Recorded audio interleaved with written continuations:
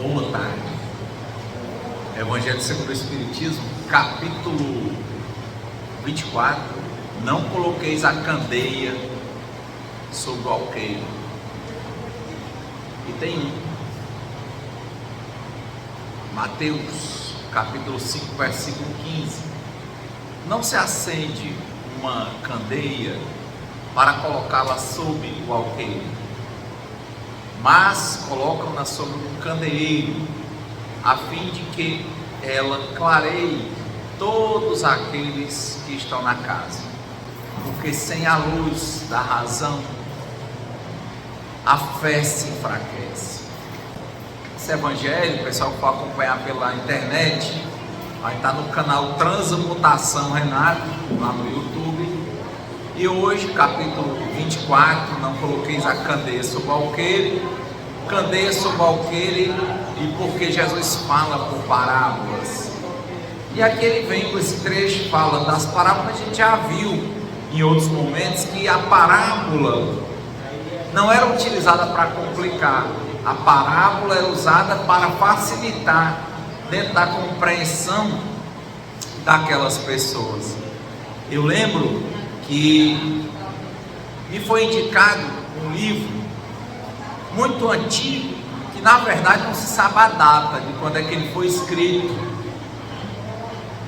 mas vem de uma cultura que praticamente se perdeu, que é um livro tibetano. O nome é O Livro Tibetano dos Mortos. Falava do peso do coração do morto, mas era uma leitura muito difícil. Eu li todo para ver se em algum momento eu entendia alguma coisa, e eu entendia pouca coisa. E talvez a pessoa pense: poxa, então esse livro é ruim. Mas muitos dizem que é um dos maiores livros da humanidade. E eu compreendi que a dificuldade do livro está porque ele vem de trechos que foram resgatados da cultura tibetana, que foi uma cultura que foi destruída. Quando a China invadiu o Tibete e o Dalai Lama fugiu, e acabou toda a cultura lá praticamente. Então, são trechos, pedaços de cultura, uma cultura milenar, mas eu não teria a capacidade de compreender no momento, porque a cultura se perdeu. Então, eu não tenho a maturidade para compreender. Não tenho. Teria que ter todo um estudo que lê diretamente não entende. Então, precisa de um instrumental para ler e entender. Você passa muitos milênios depois, aí você pega os Lusíadas, do Camões. Eu tive a oportunidade de ler os Lusíadas no original, todo em verso. É uma época, veja que, diferentemente da cultura tibetana, esse aí já é de 1500 para cá. Mas a língua portuguesa ainda estava muito misturada com o espanhol. E ali você tem várias questões que você não consegue aprender só. Então, eu compreendi muitas coisas porque eu lia e era acompanhado por uma professora que era doutora em Os Lusíadas. Aí ela tinha um mapa, ela ia explicando, mas assim, só ler limpo e seco é muito difícil a pessoa compreender com profundidade. Quer dizer, já de 1500 para cá, esse do Tibete eu quase não entendia nada. E já tem algumas culturas que são mais aproximadas à nossa. Então a gente pega a Bíblia e lembra da parte que Jesus diz: olha, se vocês não entenderam, esquece tudo, lembra só de 2 mandamentos: amar a Deus sobre todas as coisas e amar ao próximo como a si mesmo. Pronto, isso aí resume toda a lei e os profetas. É interessante, que ele já quer dizer, já resume aí. Então, é a mesma coisa. Nós vamos ter dificuldade, muitas vezes, de compreender, porque nos falta conhecimento básico para entender certas obras, para entender certas coisas. E se lendo, muitas vezes nos falta capacidade de compreender, porque está faltando alguns elementos. Imagina para a gente entender as decisões da cabeça de outra pessoa. Aí é difícil. Você olha para o seu filho e mostra muitas vezes tudo o que você acha que vai ser bom. É lógico que a gente sabe que tem pais e mães que não cumprem o papel de pai e mãe, não dão bons exemplos, não explicam, mas tem muitos que explicam sim. Mas ele vai por outro lado. Você está ali vivendo com ele, dando exemplo, mas ele vai pela internet, em determinados lugares que não sejam os melhores lugares da internet. Ele vai pelos coleguinhas da escola, ele vai por alguém da rua. Você mostra, você fala, mas ele não compreende. O Buda falava isso. Você pode dizer para a pessoa ir para qualquer lugar, mas a pessoa só vai para onde ela quer ir. Não adianta. Ele vai para cá, ele vai para onde quer. Ele arranja um jeito de ir por onde quer. Como é que a gente vai entender em profundidade o que compreende uma pessoa? Não dá. A gente tem noções, mas às vezes a gente mesmo fica embriagado na nossa vontade de querer entender, que a gente começa a querer mandar e se zanga quando a pessoa não faz, mas a gente ainda não captou como é que a gente chega ao coração daquela pessoa, porque a gente não entende muitas situações. Então é interessante isso. O conhecimento, ele tem que estar exposto. É isso que ele está falando aqui, a candeia sobre o alqueire. Por que Jesus fala por parábolas? Esse é o Evangelho.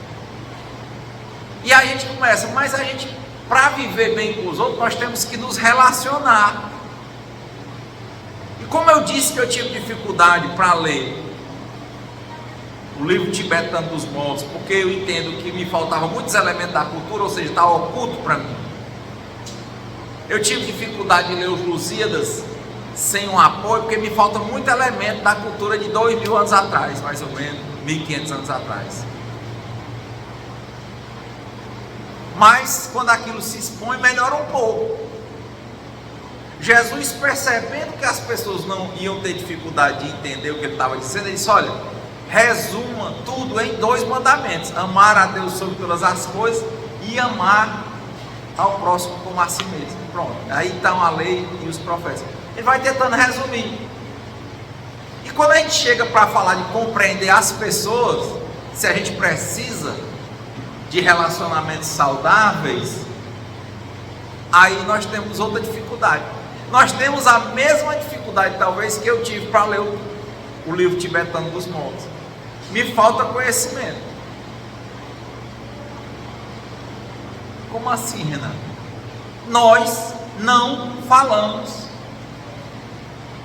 abertamente com as pessoas, nem conosco, sobre nós mesmos, sobre a real natureza nossa. A gente não fala, é sempre fazendo manipulação, artimanha, querendo vender uma imagem de bonzinho, ou uma imagem de malzinho, se aquele grupo apoia quem tem a cara de mal, que não quer ser cara de besta, quer ser o sabido, danadão, valente.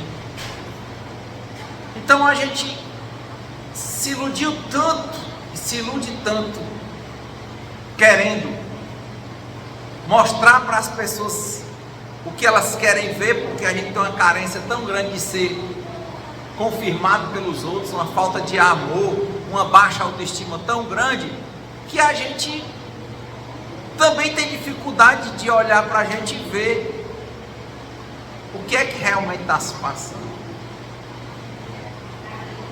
E aí, onde estão os maiores problemas nossos hoje? Relacionamento. Temos dificuldade de relacionamento, mas nós não colaboramos, porque também não queremos ver. Ninguém fala abertamente, em regra, sobre o que sente, sobre o que quer. Às vezes, uma mãe, ela diz que faz tudo pelo filho por amor,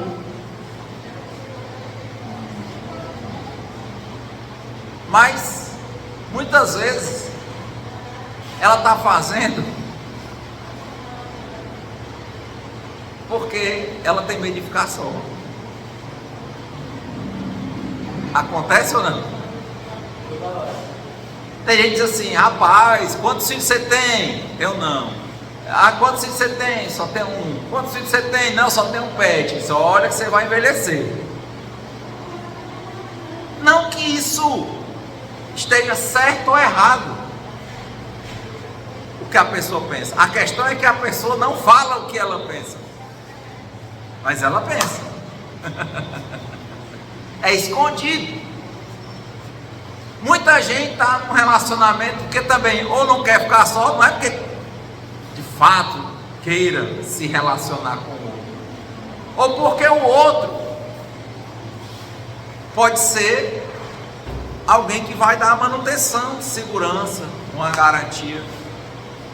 Aí as pessoas falam de amor, falam de fidelidade, falam de compromisso, falam de relacionamento, mas na verdade os interesses são outros. Então é muito difícil se relacionar com o outro bem, sem ser de forma tóxica, se a gente não consegue enxergar as distorções que estão dentro de nós. E se a gente não enxerga, nem a gente vê, a gente não consegue ser honesto com a gente, nem consegue ser honesto com Deus. E logicamente que nós não vamos ser honestos com o outro, não vamos ser. E logicamente que isso vai desandar, que vai gerar o resultado. Tudo que você planta, colhe. Ninguém pode pedir uvas ao espinheiro. Se você plantar espinho, você não vai colher uva. Se você quer um relacionamento sadio, você quer amizade, você quer compreensão, você quer atenção, aí você não diz isso, não dá isso, e fica na superficialidade de que você quer alguém para pagar suas contas, ou alguém para cuidar de você na sua idade mais avançada, que é só uma camada da coisa. Fala de inveja, a pessoa, ixi, inveja eu não tenho, só fala dos outros, os outros têm inveja, os outros têm inveja, mas a pessoa vive num processo de comparação constante, disputando, ao invés de tentar ser melhor do que ela mesma a cada dia, sem querer ser melhor do que ninguém, ela fica só querendo ser mais do que os outros, nem elogia ninguém, porque ela quer só ela ser elogiada, só sabe falar dos outros mal, porque quer que os outros fiquem denegridos para que ela se sobressaia, e consequentemente também ela vai até ter dificuldade de receber elogio. Sabe dar, não sabe receber. Sabe o que é isso? Então, as distorções é como se a gente pegasse uma rede que a gente precisa deitar nela, os punhos estão todos enlinhados, e a gente olhasse para aqueles punhos, tentasse tirar um pouquinho, viu que deu trabalho, joga dentro do cesto e não pega mais, aí vai atrás de outra, aí no dia que a outra rasga, você vai lá, só tem aquela na hora de dormir, aí quando você puxa, está o punho enlinhado. Guardar o punho enlinhado não vai fazer o punho se desalinhar. Uma hora você vai precisar daquela rede. Aí na hora, quanto mais tempo leva,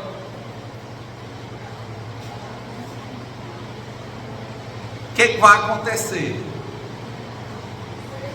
Quanto mais tempo leva, você vai pegar aquela rede, vai se iludir que não tem um problema.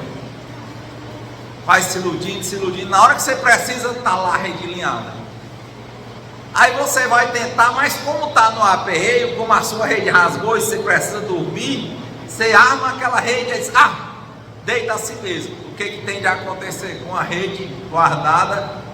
Às vezes guardada há muito tempo, porque você for usando as outras, porque aquela tinha dificuldade. Aquela estava com os punhos alinhados, você foi usando as outras, a outra, não é assim, sabe? Tem uma coisa que você pensa que nunca vai usar, mas tem uma hora que só tem ela. Só tem tu, vai tu mesmo. Na hora que pegou ela é velha e está com os punhos alinhados. Aí você vai e arma a rede. Quando os punhos estão alinhados, o que acontece? A distribuição da força dos punhos da rede é outra. O que acontece? Fica punho diferente do outro. O que acontece? A probabilidade dos punhos quebrar. Você senta na rede de punho alinhado, ela quebra os punhos. E você pensa, não é assim não, Renato. Já me deitei numa rede alinhada por mais tempo. Pronto, pois se ela não quebrou naquela hora, você vai ganhando confiança nela. Só que você sabe que ela com os punhos alinhados, aquilo ali vai quebrar os punhos. Uma hora os punhos se quebram. Ou seja, alinhado tem que ser desalinhado, por mais trabalho que dê. É a pessoa ficar olhando, dedicada àquilo e pensando todo dia, pedindo ajuda a Deus e terapia, o que for para ajeitar. Ou seja, o problema ele tem que ser visto.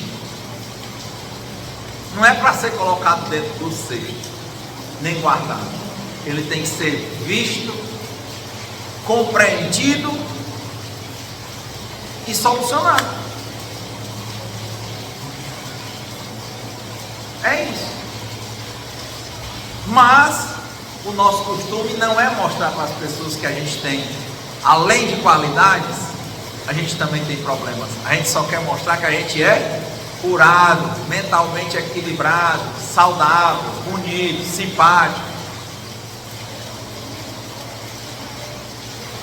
E fica botando os problemas no cesto, tapando. É o que ele está dizendo. Essa verdade, a verdade ela tem dualidade, a verdade ela tem problemas e ela tem soluções, ela tem dificuldades e ela tem facilidades. Mas por que até para nós mesmos nós fazemos tudo para botar o lixo embaixo do tapete? Só queremos ver os casos de sucesso, no sentido de mostrar. E quando a gente, de tanto guardar problema, aquilo ali vira uma tristeza, depois vira uma depressão, aí a pessoa entra numa zona de autopiedade, que é de ladeira abaixo, né? Aí ela só quer ver os problemas. Por quê? Porque ela diz que não tem solução. Por isso que é difícil sair do processo depressivo. Que aí na hora que ela entra em depressão, que ela tinha um monte de problemas guardados, não solucionados, que tudo aparece de uma vez. Diz que o fundo do poço, aí quando abre ainda tem um fosso, né? Tem outro buraco embaixo. Aí ela vai descendo, ladeira abaixo, se entregando a tudo. Aí o que ela faz? Na hora que ela está na depressão, só olhando para os problemas, descendo de ladeira abaixo, não quer mais tomar banho, não quer se cuidar, não quer saber de ninguém, aí só enxerga os problemas, caiu dentro deles. O que ela faz? Novamente, como ela está em depressão, só quer ver os problemas, o que ela faz? Ela esconde o lado que ela entende que é bom. Ela não quer ver. como ela está focada em morrer, para resolver logo, acho que vai resolver com a morte, ela esconde que não, que a vida não é assim, que a vida tem dualidade. Do mesmo jeito que tem os problemas, tem as soluções. Do mesmo jeito que ela tem dificuldades, ela tem facilidades. Do mesmo jeito que ela pode ser vista como uma pessoa horrorosa para alguém, ela pode ser vista como uma pessoa linda para outra pessoa.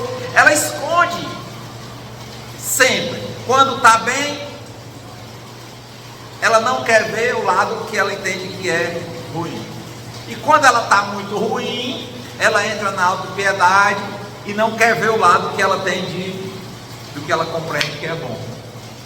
E a vida é sempre assim. Ao invés da gente olhar para as coisas como elas são, nós, com qualidades e defeitos, a gente só depende do momento. Sempre tem que esconder alguma coisa. Já viram gente assim? Ou já tiveram assim?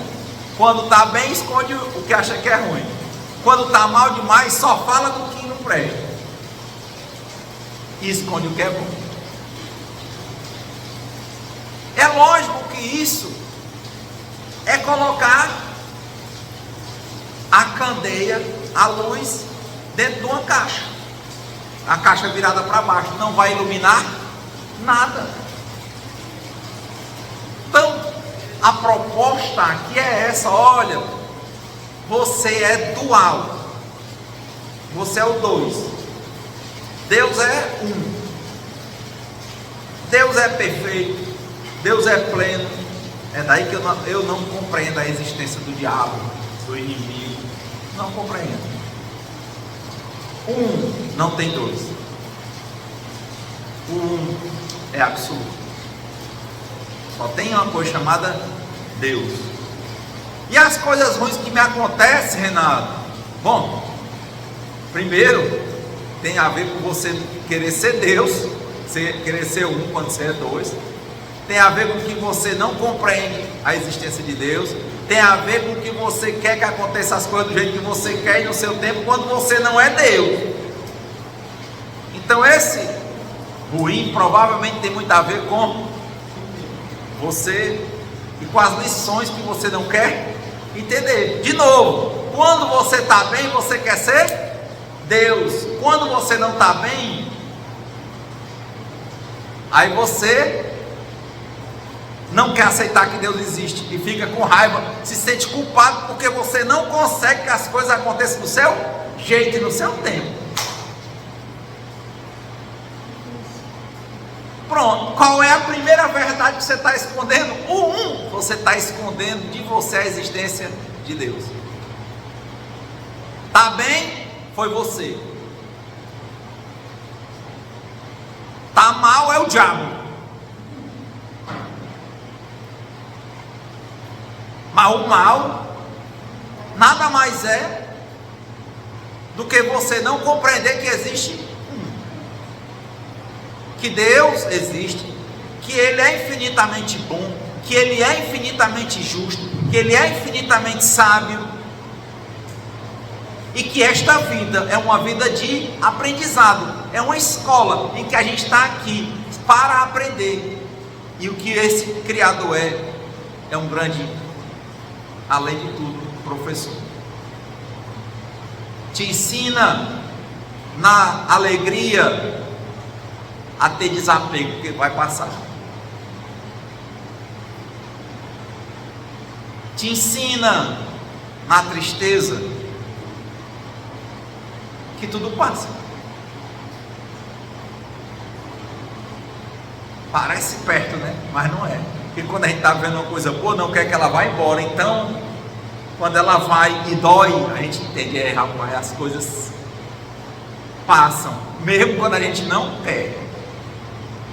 E no momento que a gente entende que é ruim, tá, graças a Deus, porque passa, mas passa.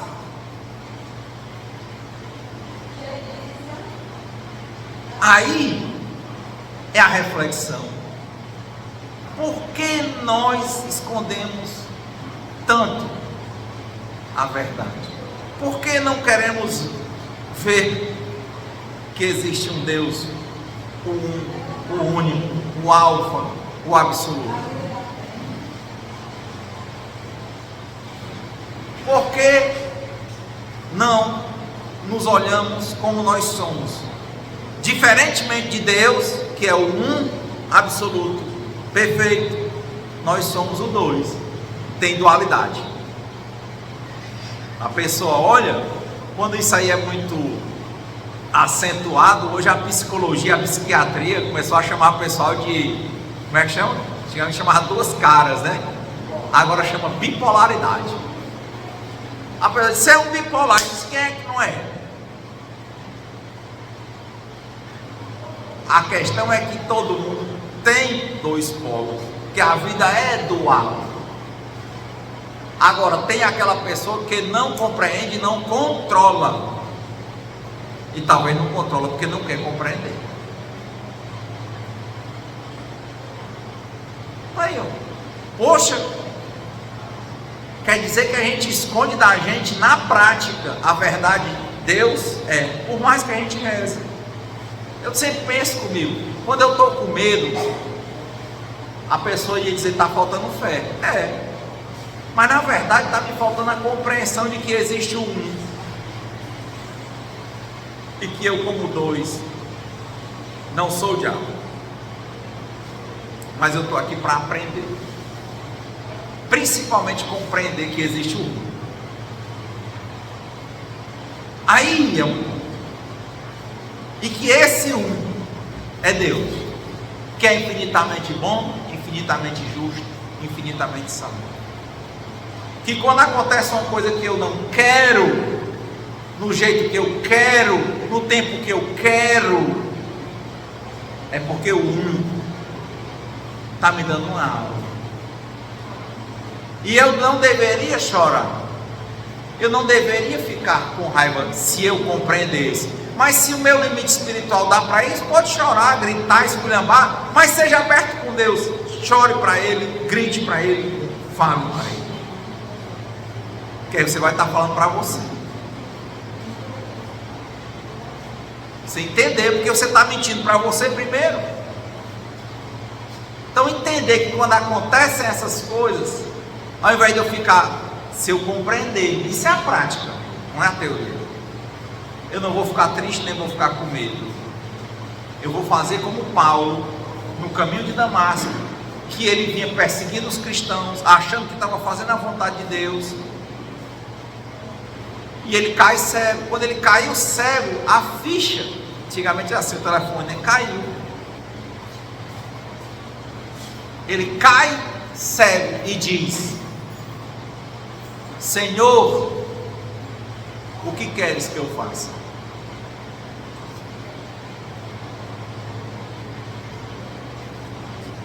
Ele poderia dizer: como é que pode? Eu estou aqui fazendo tudo pelo Senhor e vou cair cego? Quantas vezes a gente não faz isso?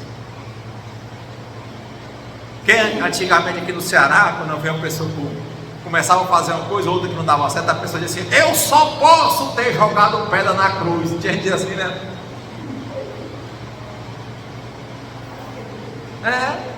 Quer não, mas isso é querer, de novo, está ocultando uma verdade.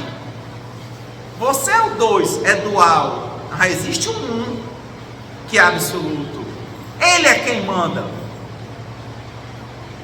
Todo o sucesso e todo o fracasso que a gente entende como fracasso e que a gente entende como sucesso é lição de Deus. Muitas vezes Ele nos dá o fracasso para nos ensinar a humildade. No projeto nosso.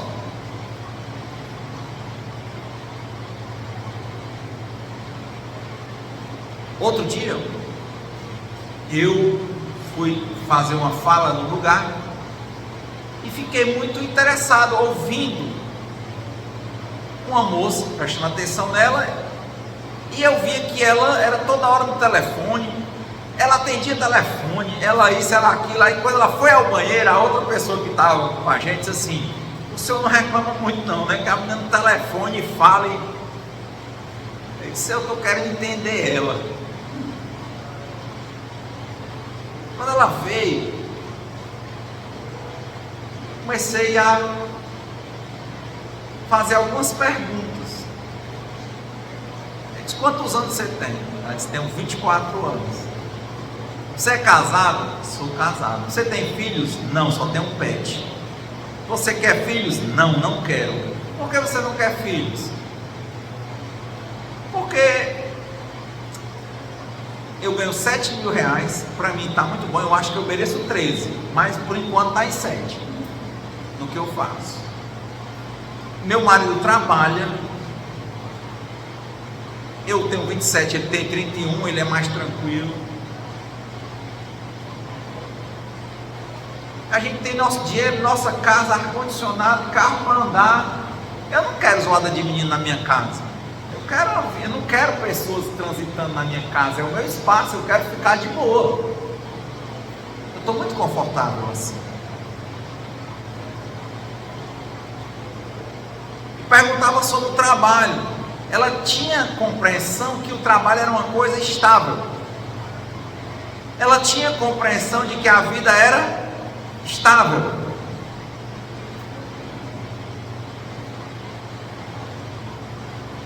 E aí eu comecei a entender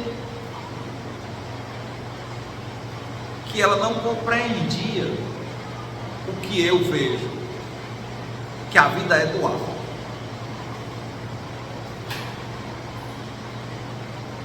Que Deus é o Deus que destrói sonhos. Por quê? Para nos ensinar. Toda vez que a gente começa a achar que é Deus, ele vai... Imagina Marcos viveu aí os anos 70, sexo, drogas e rock and roll. Aí o pessoal lá, sexo, orgia, prazeres, aí HIV. Foi um arraso. Marcos deve ter visto o que foi o arraso do HIV, né? Depois do movimento hippie, da liberação sexual, igualdade das mulheres, a AIDS caiu como uma bomba atômica na juventude. E começou logo a morrer artista famoso. Morre Freddie Mercury, morre Renato Russo, morre Zacarias, morre assim, morre Cazuza. E o cara aí, tá vendo? Não, agora sexo, drogas e rock and roll e a vida é essa, vai ser massa aí. Vai. No começo, a AIDS, o pessoal, amigo, você soubesse que uma pessoa tinha AIDS, tu é louco, a pessoa não queria ficar perto, que achava que você amuriçou, que mordesse o cara, você pega AIDS, não bebia no mesmo copo que achava que pegava AIDS. Quem viveu isso? Quem viu isso? Foi não? Agora a gente esquece, mas o que vinha antes era isso.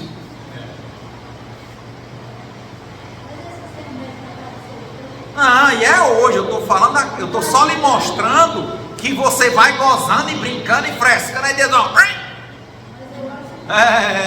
Você começa a usar droga, mas tem outras doenças. Eu só estou lhe mostrando é que a dualidade da vida sempre vai trazer outra resposta. Você começa, rapaz, eu vou usar droga, não sei o que, aí quando começa, boneco, agressividade, prodigalidade, botando as coisas no mato, né? Assim, não perde casamento, perde não sei o que. Passa, meu filho.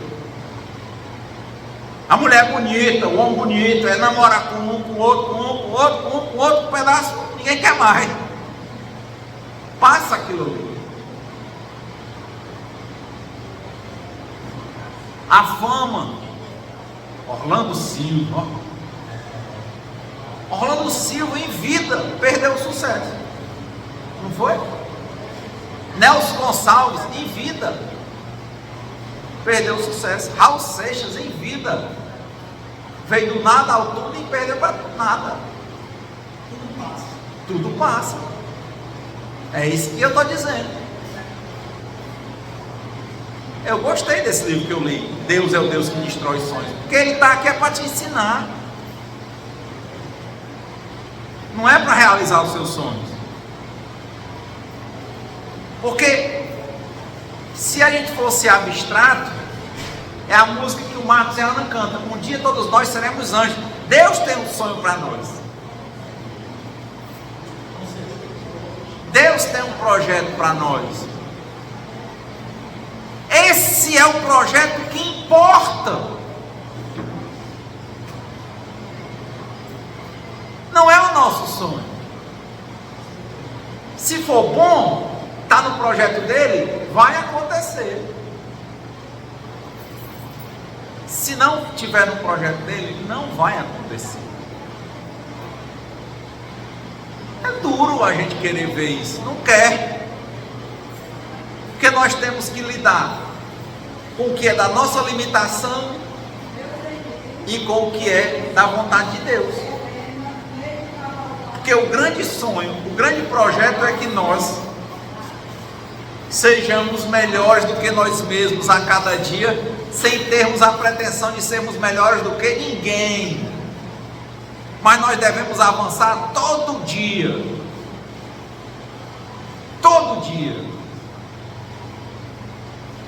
para realizar o projeto de Deus, sermos melhores. E realmente o sonho é esse: um dia todos nós seremos anjos. Aí a música é assim: vamos trabalhar e acreditar que no final todos nós seremos anjos, um planeta onde o amor, unicamente o amor, há de reinar. É isso, esse é o projeto, assim será. Mas a gente quer o nosso projeto? Quer o projeto de Deus? Quem é Deus? Nosso comportamento é esse. Quem é o Senhor para não aceitar o que eu quero?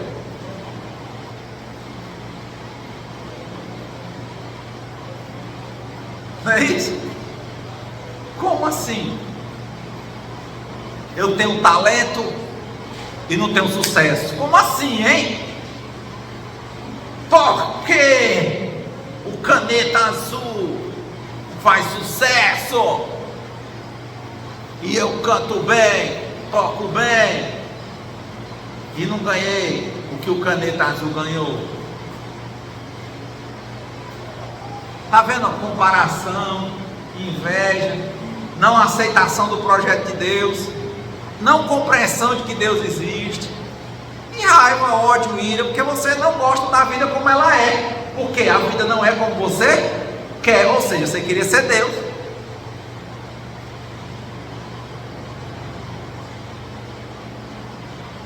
É isso. Não é fácil não, mas você dizer: Senhor, o que é que o Senhor quer que eu faça?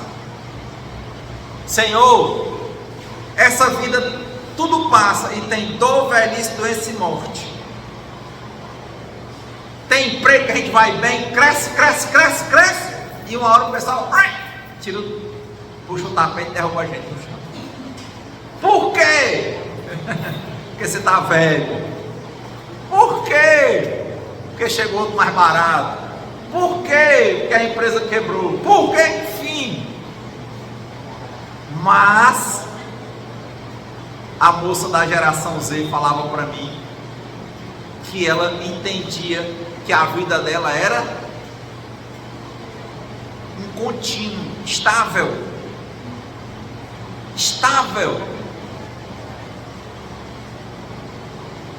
Quanta garotona aí, bonitona, que está chamando a atenção, o garotão, bonitão, que ele acha que vai ser bonito para sempre.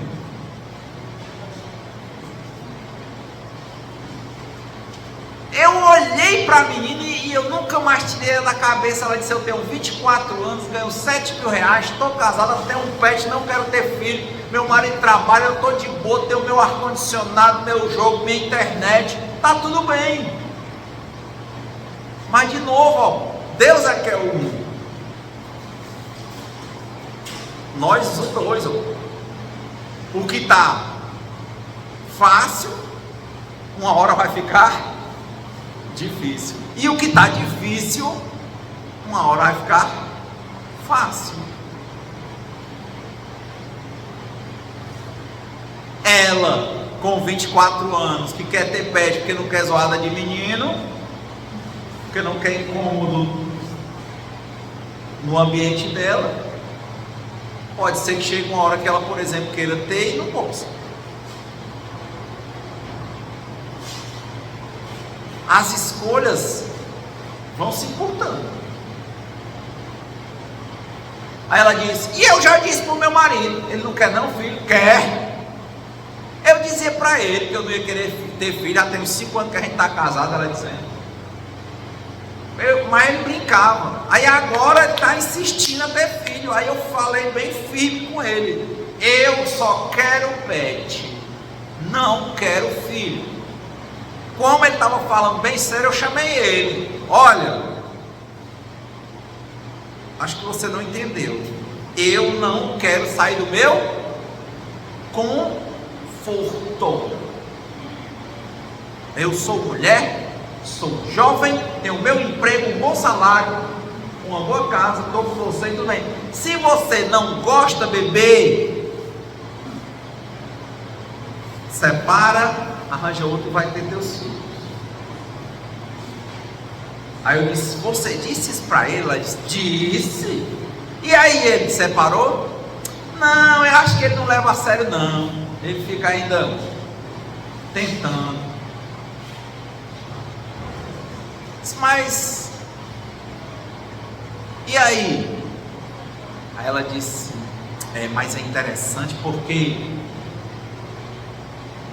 a mãe dele e o pai têm muita vontade de ter um neto. Os outros irmãos dele não podem ter filhos. O que ele quer, e eles queriam ter um neto. E aí eu estou até insistindo para ele fazer esse exame. Aí ele disse: mas para quê? Ele disse: não que eu não queira que ele tenha filho, né? Mas assim, se der o exame que ele não pode, é um problema a menos na minha vida. Ou seja, a noção de dualidade, de vida que muda, não está na cabeça da pessoa. É como se a gente quiser, quando a gente está bem, tivesse a posição de Deus, que não fica doente. Quanta gente aí gasta dinheiro com cachaça, com droga, com tudo, e não tem coragem de pagar um plano de saúde, nem que seja barato. Aí quando vai batendo em porta de Uber, porta não sei de quê, né? Aí um dá certo, outro não dá, aí no instante a pessoa faz tudo, mas não pensa nessa outra parte, que pensa que aquela força vai aguentar para sempre. Mas de novo, a vida é dual. Aí uma verdade, né? Tá vendo o evangelho? Por que a gente esconde da gente mesmo que a vida é dual? Renato, e você? Eu vejo isso. Vez por outra eu estou com medo. Medo do quê? Do futuro. E o que é isso? É botar a verdade embaixo do candeeiro. Dizer o que? Querer ser Deus, querer mandar no futuro. Porque quem manda no futuro é Deus, não sou eu. Eu tenho que, compreendendo que Deus existe, entregar a minha vida e minhas vontades nas mãos dele, não sendo desidioso e não fazendo a minha parte. Eu tenho que fazer a minha parte, mas entregar os meus projetos a Deus, que ele faça como ele quiser. Eu vou tentar fazer a minha parte o melhor possível a cada dia, mas o resultado é com Deus. O meu papel é querer, lutar ou trabalhar para, cuidar. O resultado é com ele. Eu pego o terreno, preparo, planto, agou. Se a semente vai vingar, é com Deus. Se a planta vai dar fruto, é com Deus. Então essa é a verdade que a gente esconde na prática, que Deus existe, que Deus é quem é o Senhor, Deus soberano, dono da história, Senhor de mim. citando aqui a música do Daniel Almeida, que Deus é quem guia meus passos, Ele é quem sabe o final, não eu. É a primeira verdade que se esconde: Deus existe. Quem não fizesse isso não ficaria triste nem com raiva, mas faz. Quando está bem, só atribui o bem à própria atividade. Quando está mal, tem raiva ou fica triste porque as coisas não estão como a gente quer. Então é muito interessante esse nível de verdade. Lutar por causa dessas confusões, nós estamos lutando pelo que a gente não pode mudar. E o que a gente pode mudar, a gente não luta. A gente envelhece, não tem jeito. A gente gasta tanto tempo para tentar ser novo fisicamente e não tem jeito.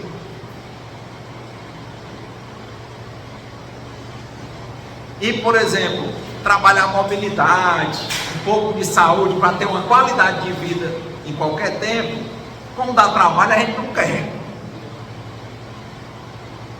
Que a gente acha que dá mais resultado aparentar do que ser. Não adianta. Dor, velhice, doença e morte, disso aí ninguém vai escapar. Não adianta. Não é discutível. Como eu vou discutir isso? É impossível. Daí a dualidade. Então, esse evangelho me traz a muitas reflexões, porque todo dia eu lembro disso. Quem está acompanhando o evangelho lá no YouTube, pelo canal Transmutação Renato, deve ter ouvido o último evangelho lá na casa de Miramês, que eu falei quinta-feira. E eu levo isso para mim. Olha, a vida, a gente tem que estar com uma corda de violão. Se ela estiver frouxa demais, ou seja, está muito bom, a música não presta. E se tiver apertada demais, também não presta. Tem que estar afinado. Ou seja, afinado é nem frouxo demais, nem duro demais. Não é isso, Marcos? Que toca violão. Então não adianta eu querer na minha vida ficar só de boa, ou eu achar que vai ser tudo só de boa, ou seja, de boa como eu quero. Não. Vai ter dor. Meu pai, outro dia se internou, voltou agora com a sonda, 90 anos. Aí muitas vezes a pessoa chegava e olhava, não, porque Deus vai te curar, porque não sei o quê. E eu me lembrava do Chico Xavier, né? Que a gente tem compreendido que existe uma energia que move o mundo. Essa energia nós conhecemos, espíritas, como fluido cósmico universal. Quando cada pessoa nasce, há uma programação de vida para aquela pessoa. Não é um destino, as escolhas dela vão mudar as coisas. Podem mudar, Deus dá uma mágica. Mas o fluido cósmico universal é como se fosse a energia que a gente vai gastando, ela vai se gastando. E as coisas vão perdendo o vigor. Não é uma questão de cura ou não, é uma questão de tempo. Então, o Chico Xavier, que falava muito, viajava muito, começou a ter problemas de angina, tudo recomendado a se afastar das televisões, do rádio. Depois foi diminuindo, se afasta do centro espírita. E no final, o Chico, eu tive lá na casa dele, em Uberaba, na frente da Sociedade Espírita Cristã. Ele dormia numa caminha de solteiro, encostada na parede, adaptaram um banheirinho, porque ele já estava cadeirante, um monte de santinhos, um quartinho, que talvez seja a metade desse aí que o Cláudio está atendendo.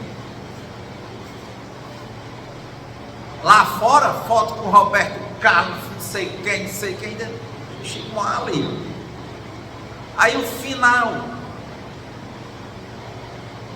ele ficava lá e a moça, todo dia à tarde, ele tomava um café. Aí a moça veio, entregou o café e ele partiu. E antes, quando ele já estava ficou bem magrinho, o Chico Xavier, já não usava mais a peruca. Aí uma pessoa, não, Chico, você vai ficar bom, porque eu estou rezando. Ele disse, minha filha. Ele riu, falou com uma dificuldade, muitos já falavam com dificuldade, ele disse, isso aí você vê os vídeos do YouTube, ele disse assim, meu corpo está no fim. Não é cura, não é nada, eu estou partindo. Mas já pensou dizer isso para uma pessoa com 20 anos de idade, bonitona, 24, 25, que vai ter um fim? Ela não acredita, ela enterra o povo e não acredita. Concordam? Não acredita. A mulher chamando a atenção, bonita, canta, tal, que não vai chamar a atenção. Mas não vai.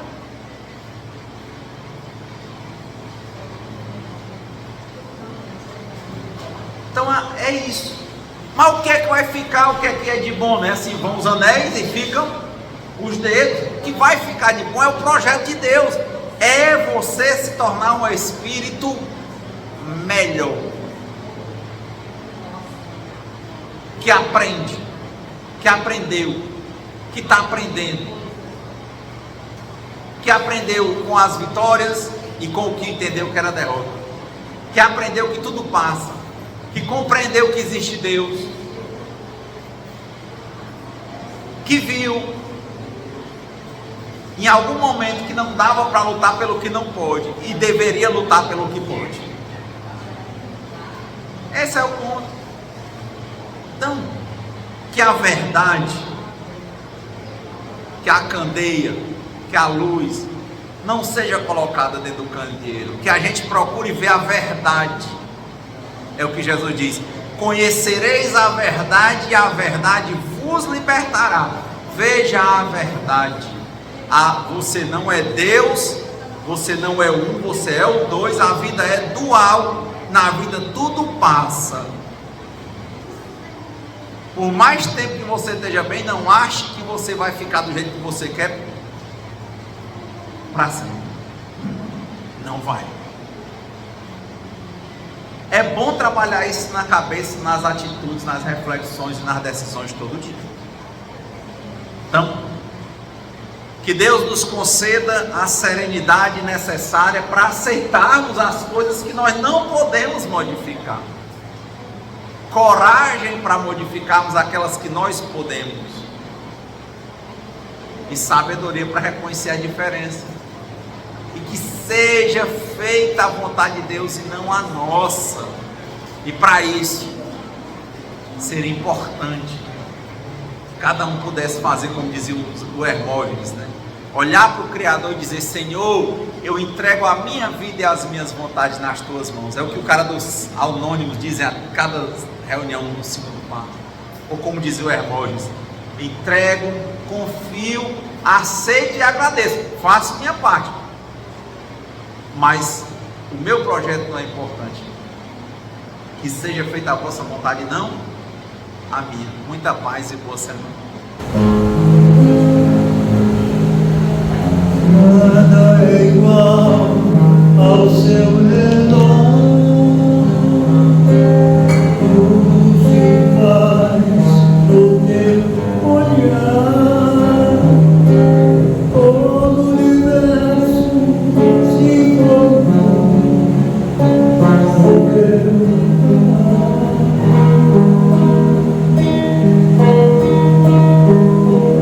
teologia pra explicar